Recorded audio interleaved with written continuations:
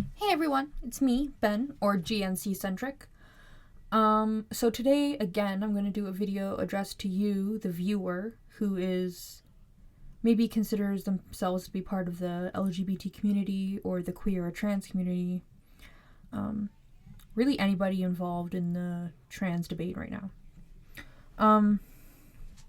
So I'm going to discuss what is a TERF, who are TERFs, and am I a TERF?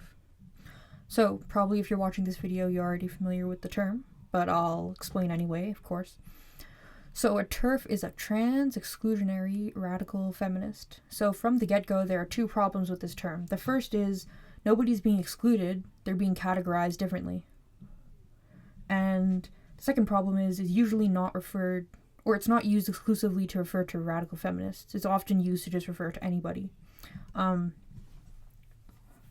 So radical feminists, they believe, like, the term radical means from the root, and they believe that feminism is for the liberation of women who are oppressed on the basis of their sex, on their capacity to reproduce.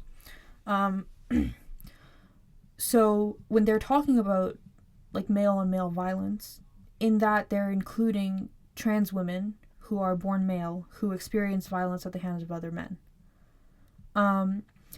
When they're talking about abortion and they want access for everyone, that's including trans men who are female and could get pregnant and could need an abortion.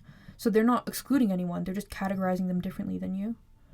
And then, yeah, it's often not radical feminists, it's just random people.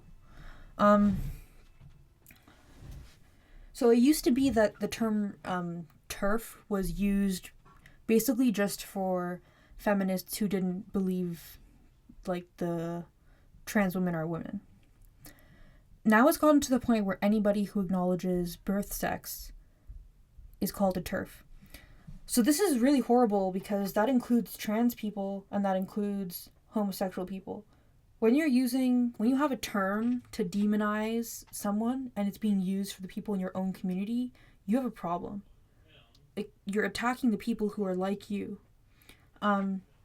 So, for example, when I first started identifying as trans, a really long time ago, I used the term FTM, female to male. And a lot of people still use that terminology and they still think of it that way. I know trans women who consider themselves to be cosmetically altered to appear female so that they can live their life with less dysphoria, but they acknowledge that they were born male. These are all people who would be attacked as TERFs these days. Just, like, so messed up, because the basis of dysphoria is the sex that you're born in, so how can you address it if you are in complete denial of it? Yeah, and then it's also being used as a term to demonize and attack doctors and therapists. So again, if they're referring to you being male or female, is probably not because they're trying to attack you or upset you or exclude you or anything. They probably have medical or psychological reasons that they're asking these questions. So, like, don't take it personally. That's what I have to say. Yeah. And then homosexuals. The people who use the term TERF are part of the queer and trans community. Do you know who, like, started the queer and trans community a long time ago? Homosexual people. In LGBT, the first two letters, lesbian and gay, are referring to homosexual people. It's insane that being a homosexual now is, like, a prosecutable, like, offense in social circles. Like, I'm gonna give you an example. I used to be friends with this 14-year-old girl on Tumblr who was a lesbian. And somebody one day sent her an anonymous question that said, like, oh, I'm a trans girl, I'm still anatomically male, but, like, would you go out with me? Like, a hypothetical. This happens really often, and it's just baiting.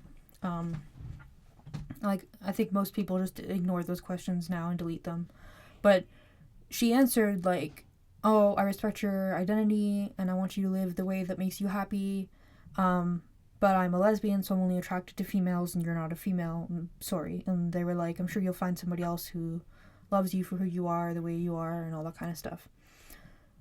And then this 14-year-old lesbian got like death threats and rape threats, and I've seen it happen before too, where people get doxxed for this kind of nonsense. And at the end of the day, what are these people trying to accomplish? They're trying to convince a lesbian that she'll sleep with a male person because of their identity.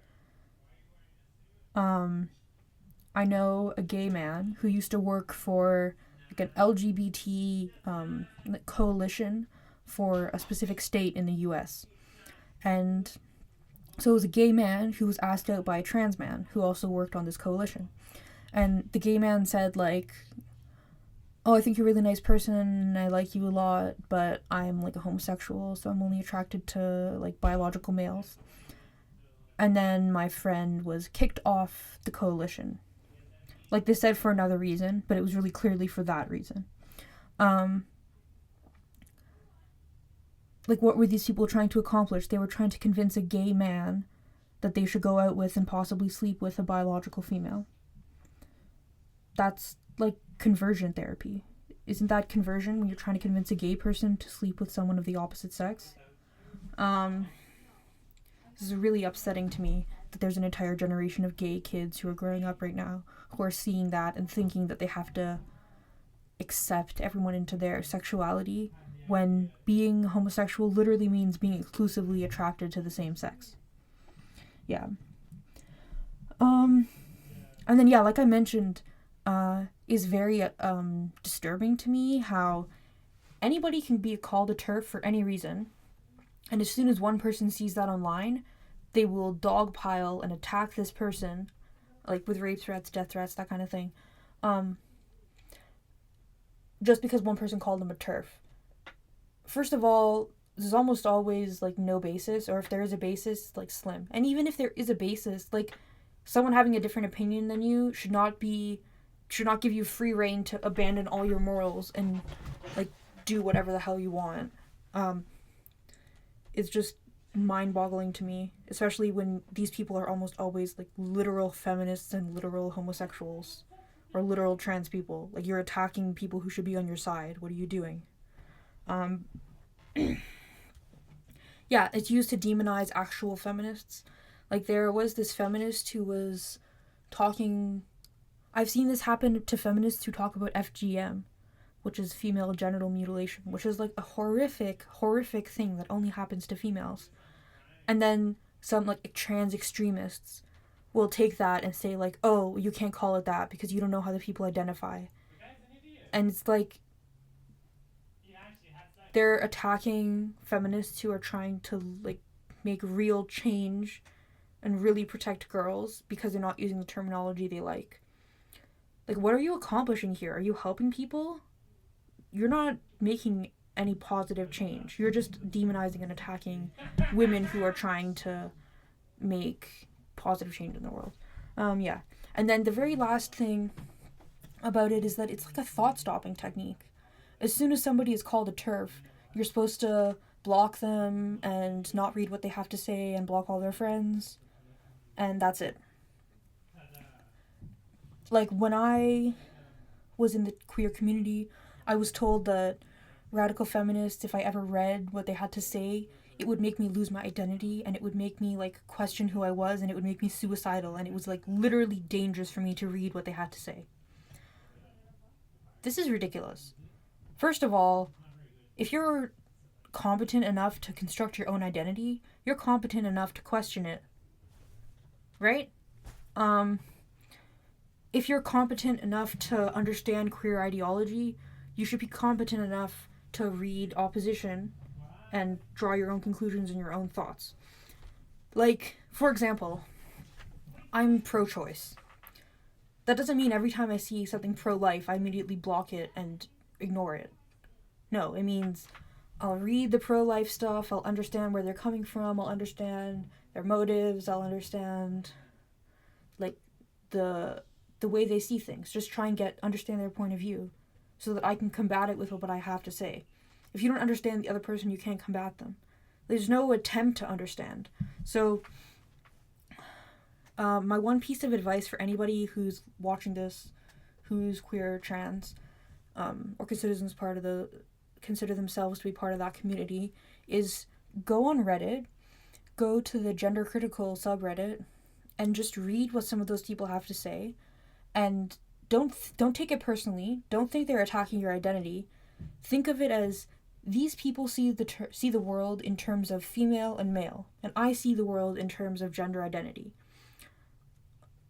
Why do they see the things that way, and what are they trying to say and do about it? Just be open and see what they have to say, and then if you disagree with it, then you'll have a basis on which to disagree with it. Instead of just, oh, they're horrible, block them. That's extremely juvenile, and you're probably smart enough to figure out what's going on if you wanted to. Yeah, so that's the issues I have with TERF. So the question, am I a TERF?